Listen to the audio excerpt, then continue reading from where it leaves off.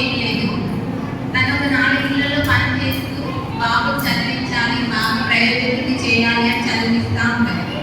So తను కొంతమంది ఇళ్లలో వర్క్ చేయడానికి వెళ్తుంది, వాళ్ళ పిల్లలు ఈ బాబు సేమ్ స్కూల్లో చదువుతున్నారు. వింటున్నారా పిల్లలు? కదా తను వర్క్ చేసే ఓనర్స్, ఆ ఓనర్స్ వాళ్ళ పిల్లలు ఈ బాబు ఒకే స్కూల్లో చదువుతున్నారు. సో మామూలుగా స్కూళ్ళలో యానివర్సరీ డేస్, మామూలుగా సెలబ్రేషన్స్ జరుగుతూ ఉంటాయి కదా. ఆ సెలబ్రేషన్స్కి ఆ ఇంట్లో ఓనర్ వాళ్ళ పిల్లలు ఓనర్ని తీసుకెళ్తా ఉంటారు సెలబ్రేషన్స్కి. ఈ బాబు మాత్రం వాళ్ళ అమ్మని ఏ సెలబ్రేషన్స్కి తీసుకెళ్ళాడు.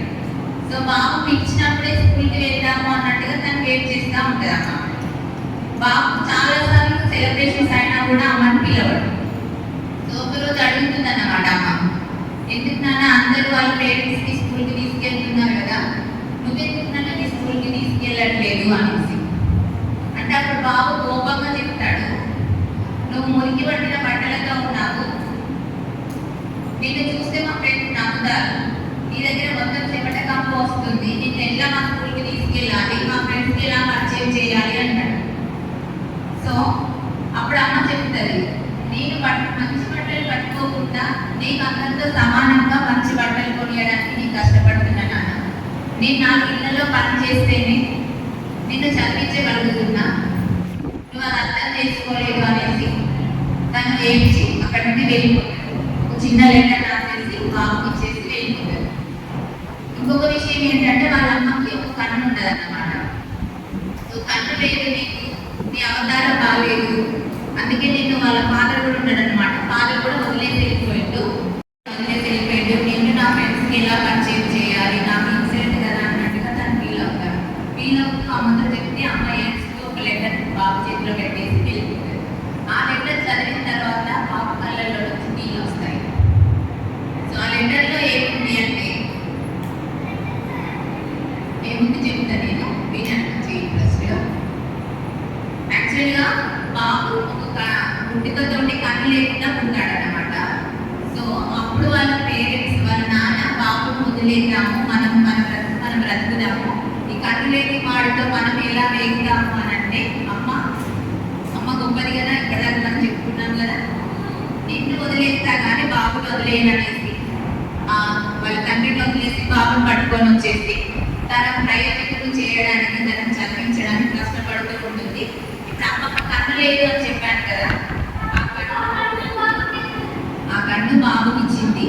ఆ విషయం బాబుకి ముందు నుండి తెలియదు అనమాట. ఇప్పుడు లెటర్లో రాసింది, నా కన్ను నీకు ఇచ్చాను, నేను ప్రయోజకులు చేయడం కోసం నేను మీ నాన్నను కూడా వదిలేసి నీ దగ్గరకు వచ్చి నేను చదివిస్తున్నాను.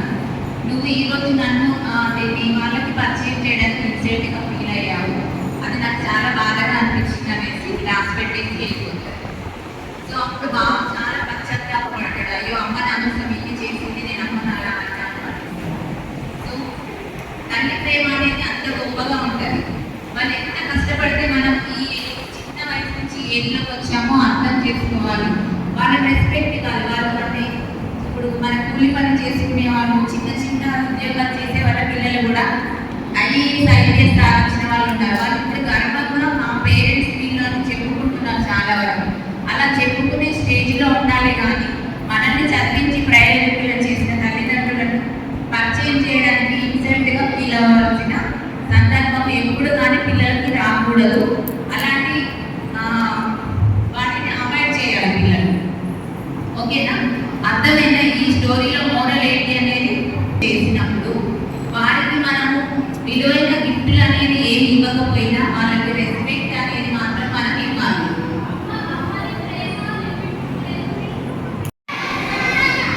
ఖచ్చితంగా ఫాలో అవుతారా?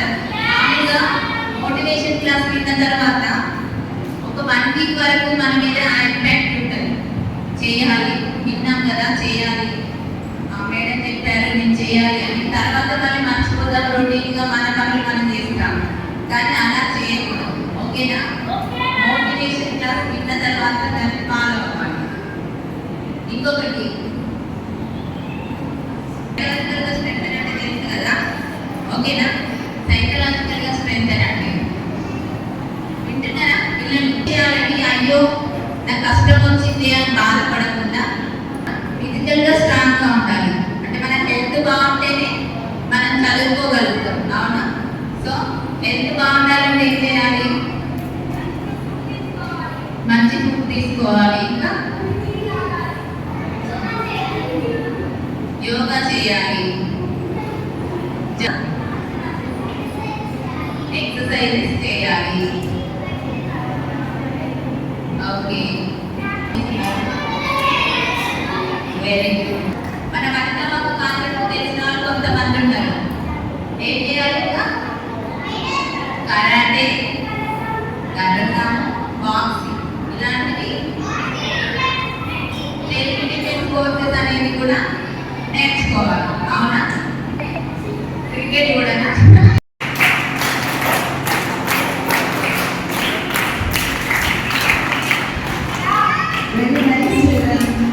అందరికంటే ఎక్కువ క్లాస్ ఉంటారు ఈరోజు మీరు బాగుంటారు కదా.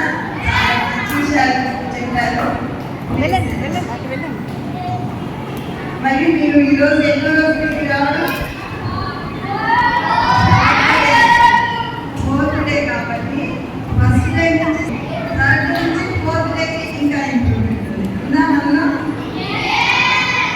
మంచి డిసిప్లిన్ ఉన్నారు కదా. రేపు ఇంకా డిసిప్లిన్ ఎక్కువ కావాలి. విషయం అయితే ఒకటి చెప్పండి.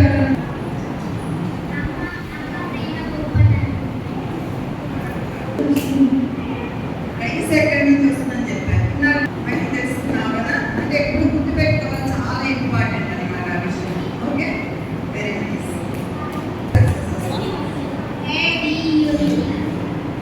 Let's maintain unity. Very good. ఇక్కడ దాకా మీకు చాలా మోరల్స్. Very good. లేవత్ ఇంకెవరు లేవత్? Train the best. Very good. Wow, Kavitha madam ఇన్ని విషయాలు చెప్పారా?